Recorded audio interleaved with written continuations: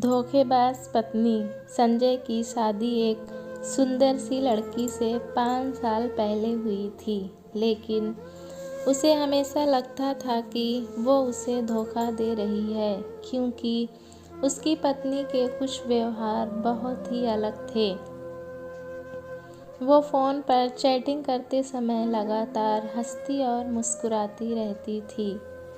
जब भी संजय उससे पूछता कि वह किसे मैसेज कर रही है, वो कभी कहती माँ थी या कभी कहती कुछ दोस्त। वो अक्सर देर रात काम से घर आती थी। एक रात वह रात के 11 बजे दही और दूध लेने के लिए निकली। संजय ये जानने के लिए जागता रहा कि वह कब वापस आती है। वह रात 2 बजे वापस आई। अब बस इससे ज़्यादा संजय नहीं बर्दाश्त कर सकता था। उसने कुछ सबूत हासिल करने के लिए एक निजी डिटेक्टिव को काम पर रखा। संजय अच्छी तरह से जानता था कि बिना किसी सबूत के तलाक के लिए फाइल आगे बढ़ाना मूर्खतापूर्ण होगा। जासूस ने अपना काम बखूबी से किया और कुछ ही दिनों में उसने संजय को सबूत दिए कि उसकी पत्नी अपने एक दोस्त के साथ उसे धोखा दे रही है। संजय उसे तलाक देने के लिए तैयार था, लेकिन उसने सही समय आने का और उस पर हुए अन्याय का बदला लेने का इंतज़ार था। उसकी पत्नी का जन्मदिन कुछ ही हफ्तों में था। संजय ने उससे पूछा कि वह अपने जन्मदिन पर क्या चाहती है। उसने संजय से कहा कि वह अपने जन्मदिन पर काम करने में व्यस्त होगी। उसने संजय से अपने दोस्तों के साथ छुट्टी पर जाने के लिए कहा, क्योंकि वह उस सप्ताह के दौरान बहुत व्यस्त होगी। संजय को पता था कि वह वास्तव में क्या कर रही थी। जैसे ही सप्ताह आया, संजय एक दोस्त के घर गया और उसने अपनी पत्नी से कहा कि वो अपने दोस्तों के साथ टूर पर गया है।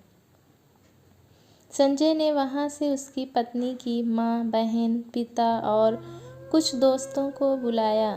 उसने उनसे कहा कि वो उसके जन्मदिन पर उसे एक बड़ा सरप्राइज़ देना चाहता है।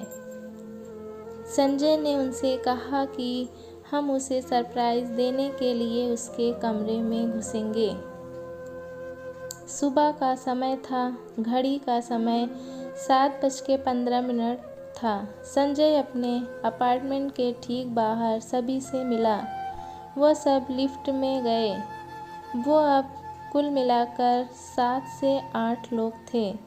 उसकी पत्नी की माँ के हाथ में जन्मदिन का केक था। उसके पिता के पास शैंपेन की बोतल थी। उसकी बहन के पास फूलों का गुलदस्ता था। उसके सभी दोस्तों के पास उसके लिए कुछ उपहार थे। किसी को अंदाज़ा नहीं था कि क्या होने वाला है। संजय ने सभी को जितना हो सके शांत रहने के लिए कहा। संजय ने दूसरी चाबी से अपार्टमेंट का दरवाज़ा खोला जो उसके पास थी। वो सभी संजय की पत्नी को सरप्राइज़ देने के लिए बेडरूम में घुसे और वहाँ वो दूसरे आदमी के साथ चैन से सो रही थी। उसके पिता ने सदमे में शैंपेन की बोतल फर्श पर गिरा दी। उसकी माँ ने केक के साथ भी ऐसा ही किया। संजय ने ऐसा दिखावा किया जैसे वो इस घटना से काफ़ी टूट गया हो और जैसे उसे कुछ भी पता नहीं था। और उसके दिमाग में बस यही चल रहा था, इससे अच्छा जन्मदिन का तोहफ़ा कोई और हो ही नहीं सकता जो किसी पति ने अपनी बेवफा पत्नी को दिया हो। दोस्तों, कहानी कैसी लगी हमें कमेंट में ज़रूर बताएं। चैनल पे नए हैं तो एक लाइक और सब्सक्राइब करना ना भूलें।